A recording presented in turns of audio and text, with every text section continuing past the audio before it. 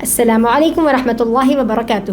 بولنا جسم کا عمل ہے اور خاموشی روح کا عمل ہے۔ جیسے سمندر خاموش رہتا ہے اور دریا اچھل اچھل کر بتاتا ہے کہ میرے اندر پانی ہے، میرے اندر پانی ہے، اسی طریقے سے جو صاحب علم ہوتے ہیں، جن کے پاس علم ہوتا ہے، وہ خاموش زیادہ رہتے ہیں، بولتے کم ہیں، اور جس کے پاس شاید علم کی کمی ہوتی ہے وہ بولتے زیادہ ہیں، خاموش کم رہتے ہیں۔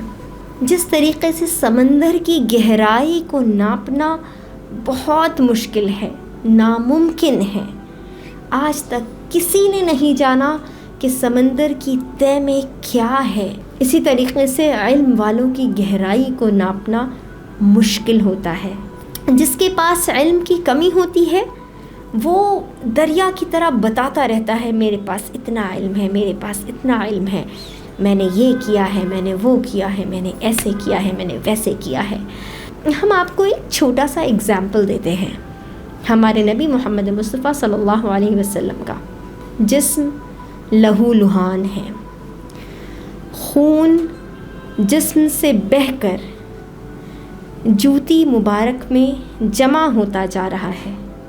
فرشتے انتظار میں کھڑے ہیں کہ ہمارے نبی محمد مصطفیٰ صلی اللہ علیہ وسلم اگر حکم دیں، جو طائف ہے وہ پہاڑیوں کے بیچ میں بسا ہوا ایک شہر ہے، کہ ہمارے نبی اجازت دیں اور ان دونوں پہاڑیوں کو ملا دیا جائے تاکہ یہ لوگ نیست و نابود ہو جائیں، ختم ہو جائیں۔ لہو لہان جسم، خون بہہ رہا ہے، اور ہمارے نبی نے کیا جواب دیا؟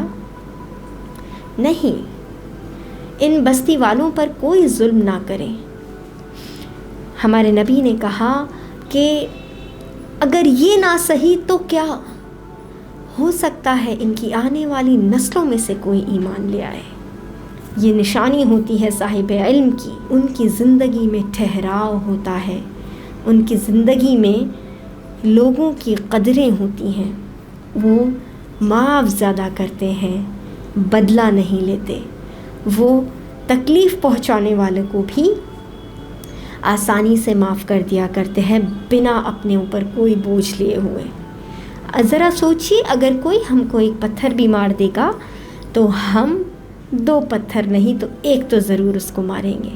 تو ہمیں کوشش کرنی ہے کہ ہم سمندر بنیں، دریا نہ بنیں، جس کی گہرائی اتنی ہو اس کو ناپنا مشکل ہو، جس کے اندر اتنا پیشنس ہو کہ اس کو پرکھنا مشکل ہو، جس کے اندر اتنا زیادہ گریٹیٹیوڈ ہو کہ اسے اللہ کی دی ہوئی ہر ایک نعمت زیادہ لگے، کم نہ لگے۔ اس لیے ہمیں سمندر بننا ہے، اور جو سمندر ہوتا ہے اس میں ٹھہراؤ ہوتا ہے، تو ہمیں کم بولنا ہے، کوشش کرنی ہے کہ ہم جسم کے عمل سے زیادہ ہماری روح کے عمل پر توجہ دیں۔ جسم کا خیال رکھنا بھی ضروری ہے، لیکن اکثر ہم اپنی باہری خوبصورتی کو، جسم کو اچھا بنانے کے لیے اتنا مصروف ہو جاتے ہیں کہ ہم ہمارے روح کا سکون بھول جاتے ہیں کہ ہم اپنی روح کو کیسے سیٹسفائی کریں، ہم اپنی سول کو کیسے سیٹسفائی کریں۔ تو جسم کو خوبصورت بنانے میں کوئی حرج نہیں ہے، لیکن اصلی خوبصورتی وہ ہے جو ہماری روح کے ذریعے ہمارے زبان ہماری روح میں ہوتی ہے اور جو ہمارے ایکشنز میں نظر آتی ہے۔